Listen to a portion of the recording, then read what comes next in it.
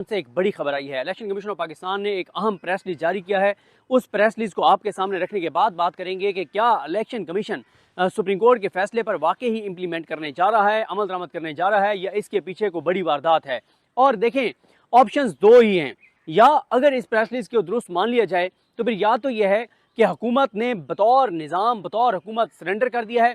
कल रात 10 बजे तक, 11 बजे तक जो बातें की जा रही थी कि सुप्रीम कोर्ट के फैसले पर अमल दरामद नहीं होगा, सुप्रीम कोर्ट के फैसले पर अमल दरामद नहीं होगा, और चाहे कुछ भी हो जाए, इमरजेंसी लग जाएगी, निज़ाम लपेटा जाएगा। ख्वाजा आसिफ कह रहे थे कि कॉन्स्टिट्यूशनल मेल्ट डाउन हो जाएगा, ब्रेक डाउन हो जाएगा। इसका मतलब एक तो यह है कि पूरे निज़ाम ने सुप्रीम कोर्ट के 8 जजेस के सामने सरेंडर कर दिया है। या दूसरा ऑप्शन फिर यह है कि इलेक्शन कमीशन ने इनकार कर दिया है कि जनाब हम नहीं कर सकते, हम अपनी गर्दन पेश नहीं कर सकते, हम सुप्रीम कोर्ट के फैसले पे इम्प्लीमेंट करने जा रहे हैं। या जैसे दहशतगर्दों का ये होता है कि जब दहशतगर्दों से मुज़ाकरात किए जाते हैं तो वो टाइम गेन करते हैं और फिर वो मजबूत होकर दोबारा आके और रिएक्ट करते हैं और हमला करते हैं। तो इलेक्शन कमीशन इस प्रेस रिलीज के जरिए टाइम गेन करना चाह रहा हो, ताकि टाइम गेन करके और फिर इस दौरान कोई वारदात, कोई साजिश तैयार करके और फिर उस साजिश पे इम्प्लीमेंट किया जाए। और ये भी आपको बता दूं कि इसके साथ एक बड़ी पेशरफ्त हुई है जिसको अलग नहीं देखा जा सकता। वो ये है कि तहरीक लब्बैक आई बैठी थी। इस दौरान मार्शल लॉ की बातें हो रही थी, इमरजेंसी की बातें हो रही थी, और इस निज़ाम को लपेटे जाने की बात हो रही थी, सुप्रीम कोर्ट के फैसले पर अमल दरामद ना करने की बातें हो रही थी, सुप्रीम कोर्ट के सामने खड़े होने की बातें हो रही थी, और इन खदशात का इजहार किया जा रहा था कि टीएलपी को वहाँ से लाया जाएगा रेड जोन आके वो जलाओ गिराओ करेंगे और इसी की आड़ में इमरजेंसी नाफिज कर दी जाएगी। लेकिन जैसे ही प्रेस रिलीज आता है इलेक्शन कमीशन का कि हम सुप्रीम कोर्ट का फैसला इंप्लीमेंट करने जा रहे हैं, या कम से कम उसकी आड़ में वो कह रहे हैं कि अभी वो टाइम गेन कर रहे हैं, तो साथ ही टीएलपी का धरना क्लोज हो गया।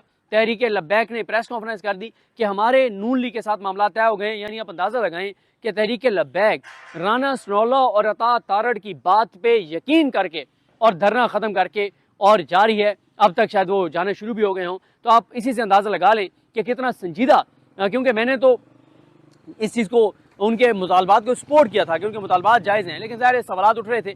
लेकिन अब कैसे तहरीक लब्बैक अपने आप को इससे अलग करेगी कि उधर से इलेक्शन कमीशन की प्रेस रिलीज आती है कि हम सुप्रीम कोर्ट के फैसले में अमल दरामद करने जा रहे हैं, और साथ ही तहरीक लब्बैक का जो धरना है वो भी ख़त्म हो जाता है। ये एक बड़ा सवाल है जो तहरीक लब्बैक के लिए ज़ाहिर है एक होगा, उसके ऊपर सवाल उठेंगे।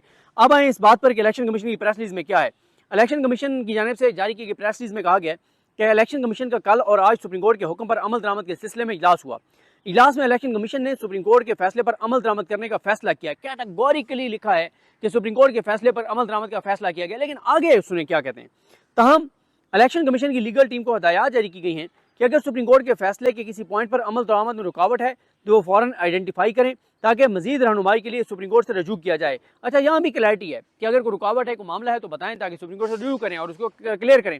उसके बाद इलेक्शन कमीशन कहता है कि मजीद एक सियासी पार्टी की तरफ से चीफ इलेक्शन कमिश्नर और मुअज़्ज़िज़ मेंबरान इलेक्शन कमीशन को मुसलसल और बेजा तनकीद का निशाना बनाने पर कमीशन ने इसकी शदीद मजम्मत की और इसे मुस्तरद कर दिया।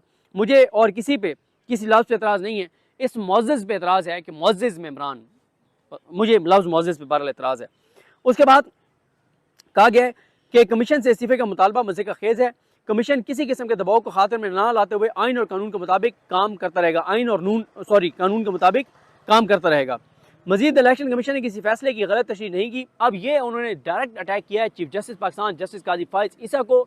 उन्होंने उस सुप्रीम कोर्ट के नोट के मुंह पे तमाचा मारा है जिसमें जमाल खान मुंदखेल साहब और काजी फाइज साहब ने लिखा है कि इलेक्शन कमीशन ने सुप्रीम कोर्ट के 13 जनवरी के फैसले को गलत इंटरप्रेट किया, गलत तशरीह की, जिसमें इलेक्शन कमीशन ने यह कहा कि बल्ला छिन जाने के बाद पीटीआई बतौर पोलिटिकल पार्टी भी नहीं रही।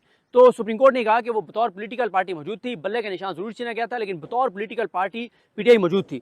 तो इस पे इलेक्शन कमीशन ने कहा है कि इलेक्शन कमीशन ने किसी फैसले की गलत तशरीह नहीं की।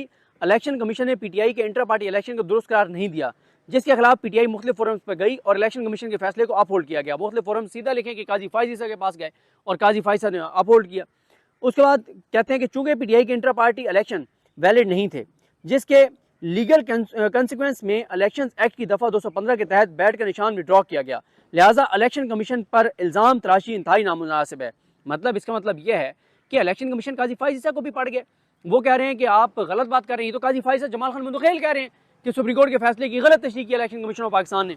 उसके बाद वो ये कहते हैं इलेक्शन कमीशन के जिन 39 MNAs को पीटीआई का MNAs करार दिया गया है, उन्होंने अपने कागजात नामजदगी में पीटीआई से अपनी एफिलिएशन जाहिर की थी, जबकि किसी भी पार्टी का उम्मीदवार होने के लिए पार्टी टिकट और डिक्लेरेशन रिटर्निंग अफसर के पास जमा करवाना जरूरी होता है, जो कि उम्मीदवारों ने जमा नहीं करवाया था। लिहाजा रिटर्निंग ऑफिसर्स के लिए यह मुमकिन नहीं था कि वो इनको पीटीआई का उम्मीदवार डिक्लेयर करते।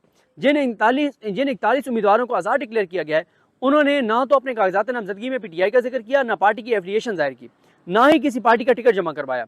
यहाँ पे रुक के एक और बात, इसका मतलब यह है कि इलेक्शन कमीशन आज मान रहा है कि इलेक्शन कमीशन ने सुप्रीम कोर्ट में झूठ बोला था। पहले इलेक्शन कमीशन ने सुप्रीम कोर्ट में जो रिकॉर्ड पेश किया था उसके मुताबिक तो इलेक्शन कमीशन ने कहा था कि इन्होंने सारों ने आज़ाद लिखा हुआ है, लेकिन अब इलेक्शन कमीशन खुद मान रहा है कि सुप्रीम कोर्ट ने यह दुरुस्त कहा है कि 39 MNAs जो हैं उन्होंने लिखा हुआ है कि उनका ताल्लुक पीटीआई से था।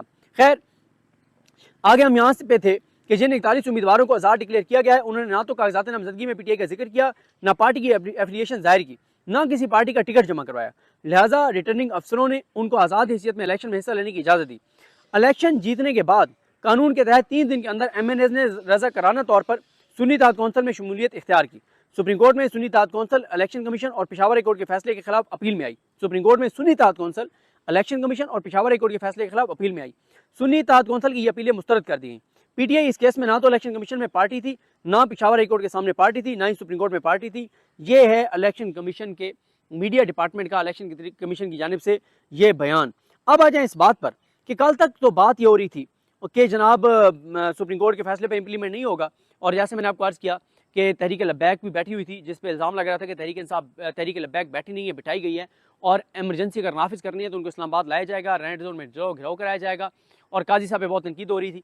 पूरा एक हफ्ता हो गया है तहरीक लब्बैक को बैठे हुए, लेकिन काजी साहब ने जब पहले तहरीक लब्बैक आई थी तो उन्होंने 100 मोटर ले लिया था, हालांकि वो जज थे, उनके पास इख्तियार भी नहीं था।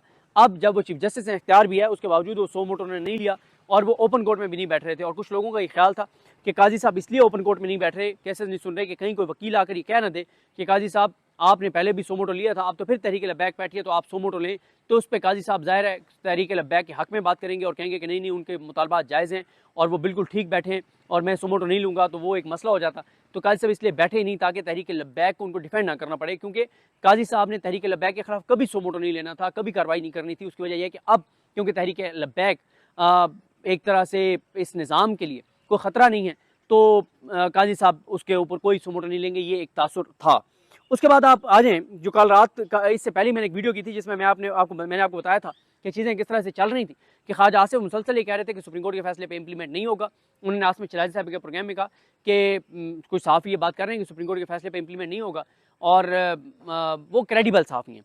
और फिर मुनीफ फारूक साहब और ये सब, नजम सेठी साहब, सब ये बात कर रहे थे कि सुप्रीम कोर्ट के फैसले में इम्प्लीमेंट नहीं होगा। लेकिन इलेक्शन कमीशन ने अब अपनी प्रेस रिलीज में कैटेगोरिकल कह दिया है कि जो है वो फैसले पे अमल दरामद करेंगे। ना उन्होंने लिखा है कि वो नज़रसानी में जा रहे हैं, ना उन्होंने कहा है कि वो कोई मतलब कोई और वो करने जा रहे हैं, बल्कि उन्होंने कहा कि अगर कोई अभाम है, कोई मुश्किल है, कोई रुकावट है, तो उसके लिए हम जजेस के पास जाएंगे। अब इसके मैंने आपको शुरू में बता दिया था कि 2-3 मतलब हैं। पहला मतलब यह है कि ये इलेक्शन कमीशन खुद तो इलेक्शन कमीशन के बारे में तासुर है कि ये तो पानी अपनी मर्जी से नहीं पी सकते, तो सांस अपनी मर्जी से नहीं ले सकते। इलेक्शन कमीशन को किसी ने कहा है कि आप ये कर दें, पहला ये है। दूसरा ये है कि नहीं, इलेक्शन कमीशन ने हाथ खड़े कर दिए कि हम मजीद कुछ नहीं कर सकते, हमने जो कर सकते थे हमने कर दिया है। अब सुप्रीम कोर्ट के 8-9 जजेस का मामला है, फ्यूचर के 5 चीफ जस्टिस हैं, और अगर हम ऐसा करेंगे तो हम कंटेम्प्ट में फारिग हो जाएंगे। हम अपने करियर तबाह नहीं करना चाहते। दूसरी बात तो यह है कि इलेक्शन कमीशन ने बगावत कर दी है और उन्होंने कहा जी हम सुप्रीम कोर्ट के फैसले पर इंप्लीमेंट के पाबंद हैं, हम यही कर सकते हैं, हम इसके अलावा नहीं कर सकते। तीसरी फिर बात यह है कि ये एक ड्रामा है, और इस प्रेस रिलीज के जरिए तासुर यही है कि सुप्रीम कोर्ट के फैसले पे इंप्लीमेंट किया जा रहा है, लेकिन बैकडोर कोई ना कोई मामला, चीज़ें पस पर्दा चलेंगी, जिसके मकसद होगा कोई नई वारदात तैयार करके और उसको एग्जीक्यूट करके और सुप्रीम कोर्ट के ऑर्डर को फ्रस्ट्रेट करना। लेकिन इतना आसान नहीं होगा। इलेक्शन कमीशन के पास सुप्रीम कोर्ट के फैसले पर अमल दरामद के अलावा कोई ऑप्शन ना था, ना है, ना हो सकता है। एक ही ऑप्शन है, रिव्यू में चले जाएं। दूसरा यह है कि 8 जजेस के पास चले जाएं अगर किसी मामले में अभाम है। वो जो एक बात की जाती है कि इलेक्शन कमीशन इसलिए इनको नहीं मानेगा कि वो जी जो पार्टी टिकट है उसके ऊपर दस्तखत किए हैं उन्होंने, बैरिस्टर गौहर साहब ने या उमर अयूब साहब ने, और हमारे रिकॉर्ड पे ये दोनों नहीं है। ये बात इलेक्शन कमीशन नहीं कर सकता। अगर इलेक्शन कमीशन को ये बात मसला है तो इलेक्शन कमीशन इस मामले में जाएगा सुप्रीम कोर्ट के 8 जजेस के पास चैम्बर में, जो पैरा 10 में लिखा हुआ है। उसके बाद आ जाएँ कि और जो राना सनौला ने बातें की थी, जिसमें उन्होंने कहा था कि फिच ने कहा है कि 18 माह हुकूमत चलेगी, उसके बाद ये हुकूमत गिर जाएगी और टेक्नोक्रेट्स की हुकूमत आ जाएगी। तो उस पर भी राना सनौला ने कहा, ख्वाजा आसिफ ने कहा कि ये तो 18 माह तो बहुत दूर है, इससे पहले फैसला हो जाएगा, अगले 10-12 दिन में फैसला हो जाएगा।